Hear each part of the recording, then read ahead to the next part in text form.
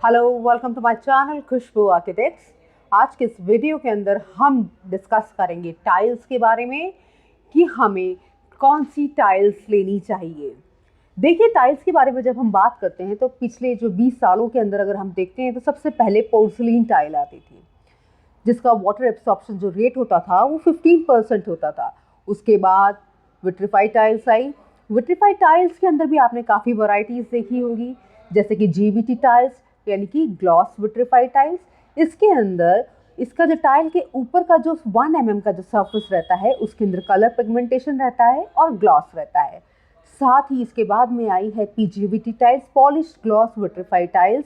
इसके अंदर बहुत सारे वेरिएशंस आए हैं, जैसे कि मैट फिनिश आया है, रस्टिक फिनिश आया है, वुडन फिनिश आया है और पॉलिश ग्लॉस तो है ही है, हाइपर ग्लॉस इसके अंदर रहता है। अब हम नेक्स्ट जो आज स्पेशली हमने जो ये वीडियो बनाया है वो डबल चार्ज टाइल के लिए बनाया है। देखिए, जब आप लोग जाते हैं वहाँ पे शोरूम्स पे तो कई बार आप कंफ्यूज हो जाते होंगे कि हमें टाइल कौन सी लेनी चाहिए, हम जीवीटी ले, पीजीवीटी ले या डबल चार्ज टाइल ले। देखिए, मैं आपको बताऊंगी कि डबल चार्ज टाइल सबसे पहले ये जानिए कि होती क्या है। डबल चार्ज टाइल जो रहती है वो एक तरह से सैंडविच टाइल्स रहती है, यानी कि इसमें 2 लेयर्स को हाइड्रोलिक प्रेस करके और हाई टेम्परेचर पे प्रेस किया जाता है और 2 लेयर्स को मिलाया जाता है, जिससे इसकी थिकनेस जो रहती है वो काफ़ी अच्छी हो जाती है, जिससे इसकी ड्यूरेबिलिटी भी बहुत अच्छी हो जाती है। अब इस लेयर के अंदर जो 2 लेयर्स होती है उसमें अपर लेयर जो रहती है वो 3 to 4 mm की थिकनेस की रहती है और जो नीचे की जो लेयर होती है वो 5 mm की थिकनेस की रहती है। तो जो अपर लेयर जो 4 mm की थिकनेस की होती है उसी के अंदर ग्लॉस फिनिश के साथ में उसमें कलर पिगमेंट भी डाला जाता है। तो आपने अक्सर एक चीज़ देखी होगी कि जब भी आप जीवीटी टाइल्स, एक नॉर्मल विट्रीफाइड टाइल्स जब आप खरीदते हैं तो आपने कई जगह देखा होगा कि अगर उसके ऊपर कोई सामान अगर गिर जाता है तो उस पर स्क्रैच आ जाता है और या फिर उसकी ऊपर की एक जो चिप होती है वो निकल जाती है, ऊपर की लेयर रहती है उस पर्टिकुलर एरिया से जहाँ सामान गिरा है वहाँ से निकल जाती है, तो वहाँ ब्लैक ब्लैक निशान हो जाता है। ये जो प्रॉब्लम है आपको डबल चार्ज टाइल के अंदर नहीं आने वाली, क्योंकि इसका जो कलर पिगमेंटेशन है वो 4 mm डीप रहता है। यानी वैसे तो इसके अंदर स्क्रैचेस जनरली पड़ते ही नहीं है क्योंकि इसकी ड्यूरेबिलिटी बहुत ज़्यादा हाई है, लेकिन इन केस फिर भी कोई बहुत ही भारी सामान अगर गिर गया तो इसका कलर पिगमेंटेशन चूँकि 4 mm डीप है, इसलिए अगर ऊपर की कोई चिप्स निकलती भी है तो जो नीचे का जो कलर है वो सेम ही रहेगा, यानी कि अलग से जो वो ब्लैकनेस अलग से दिखती थी वो ब्लैकनेस इसमें दिखाई नहीं देगी।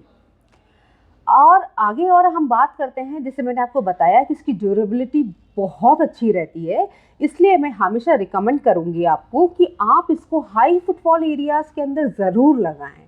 जैसे कि आपके हाई फुटफॉल एरिया कौन सा होता है, आपका लिविंग रूम हुआ, आपके डाइनिंग हॉल्स हुए, आपका किचन एरिया हुआ और साथ ही आपके बच्चों का रूम यानी कि किड्स रूम। तो आप उन जगहों पे ये टाइल्स को ज़रूर लगाएं। दूसरा, नेक्स्ट अगर हम बात करते हैं कि इसका जो कलर फेड प्रॉपर्टी रहती है वो एक तरह से नील रहती है। अगर आप इसको सन एक्सपोज्ड एरियाज़ के अंदर भी लगाते हैं, जैसे कि बालकनी हुई या कोई वॉल क्लैडिंग पे भी आप इसको लगाते हैं, तो फर्स्ट ऑफ ऑल तो इसका जो वाटर एब्सॉर्प्शन रेट रहता है वो 0.05% रहता है। तो वाटर मॉइस्चर तो पेनिट्रेट होने की कोई संभावना ही नहीं बनती है इसके अंदर, और साथ ही सन एक्सपोजर के अंदर इसका कलर कभी फेड नहीं होता।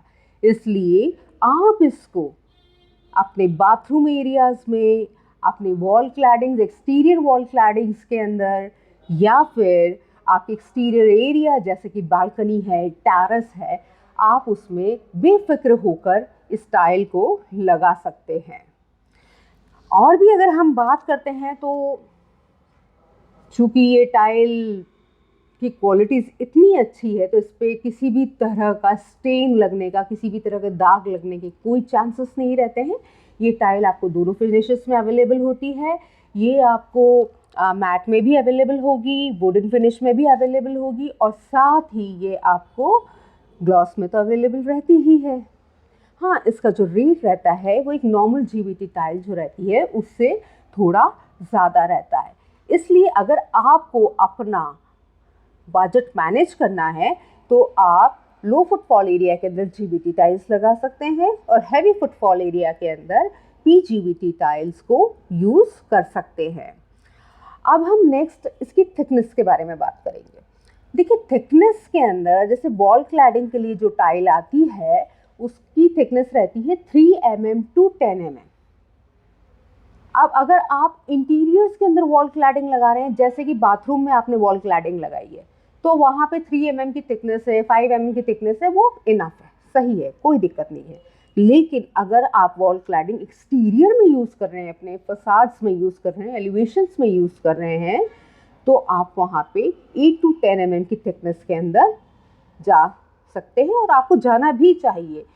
फर्स्ट ऑफ ऑल तो इसकी स्ट्रेंथ बहुत अच्छी रहती है, ड्यूरेबिलिटी बहुत अच्छी रहती है, मॉइस्चर पेनिट्रेशन जो रहता है वो 0 रहता है, और सन एक्सपोजर के अंदर इसका जो कलर होता है वो बिल्कुल भी फेड नहीं होता है। So this is the best choice for wall cladding in bathrooms and for exteriors. Next हम लोग फ्लोरिंग की बात करेंगे। तो फ्लोरिंग के अंदर जो थिकनेस आती है वो 6 mm से लेके 12 mm तक आती है।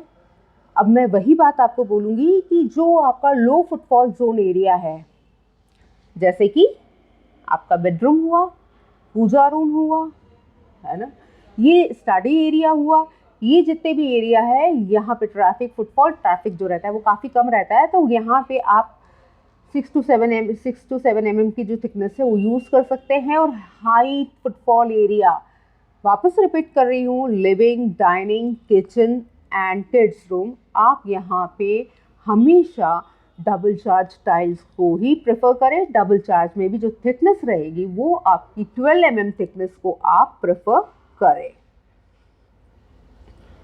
अब हम नेक्स्ट जो बात करते हैं थिकनेस की, वो 20 mm थिकनेस होती है।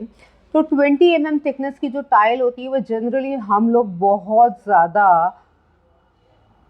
हैवी वेट वाला जो एरिया रहता है वहाँ पे यूज़ करते हैं, जैसे कि आपका पार्किंग लॉट हुआ, वहाँ हम 20 mm की थिकनेस को यूज़ करेंगे। इसके अलावा जितना भी कमर्शियल एरिया होता है, लाइक आपके जितने भी शोरूम्स हो गए, या आपका जो भी इंडस्ट्रियल जोन हो गया, इंडस्ट्रियल एरिया हो गया, वहाँ पे 20 mm और 20 mm प्लस की जो टाइल्स है वो यूज़ होती है।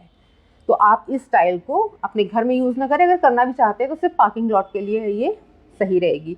और रही बात, अगर हम डबल चार्ज टाइल की बात करते हैं, तो ये आपको इसकी जो कीमत है, इसका जो प्राइस रेंज है वो 55 रुपीज़ से ऊपर ही आपको मिलेगा, है ना। और नॉर्मल जो GBT टाइल्स है वो आपको 50 मिलेगा, ये 50 से ऊपर का मिलेगा आपको।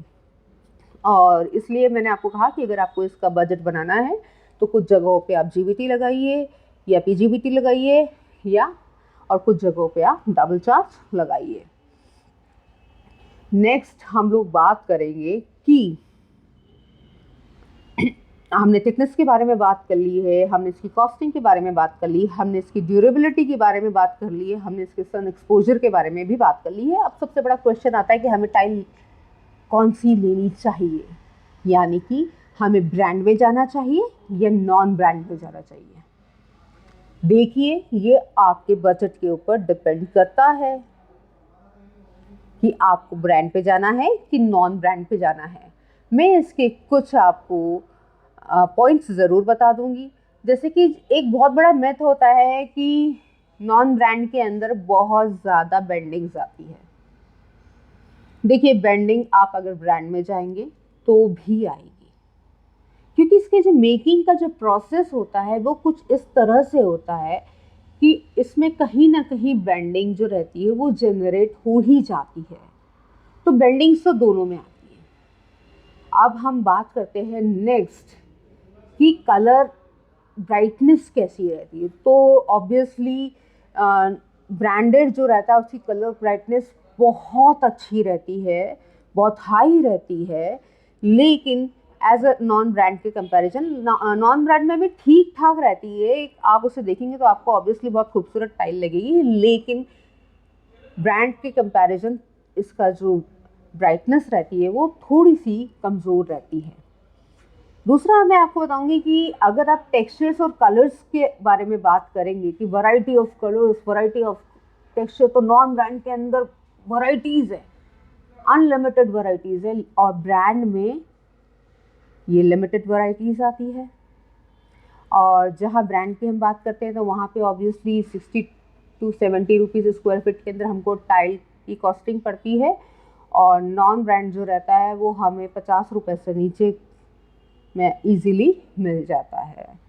हाँ, नॉन ब्रांड के अंदर आपको एक चीज़ का बहुत ध्यान रखना पड़ेगा कि जब भी आप, जैसे कि आपने टाइल लिया है, फॉर एग्जांपल कि आपने 500 स्क्वायर फीट के टाइल का ऑर्डर दिया है, फिर आपको बाद में लगा कि मुझे तो 150 स्क्वायर फीट और चाहिए, तो हो सकता है कि आपको वेंडर क्या वो टाइल वापस ना मिले। ब्रांड में कभी भी ये तकलीफ़ नहीं आएगी आपको, लेकिन नॉन ब्रांड में ये तकलीफ़ आती है।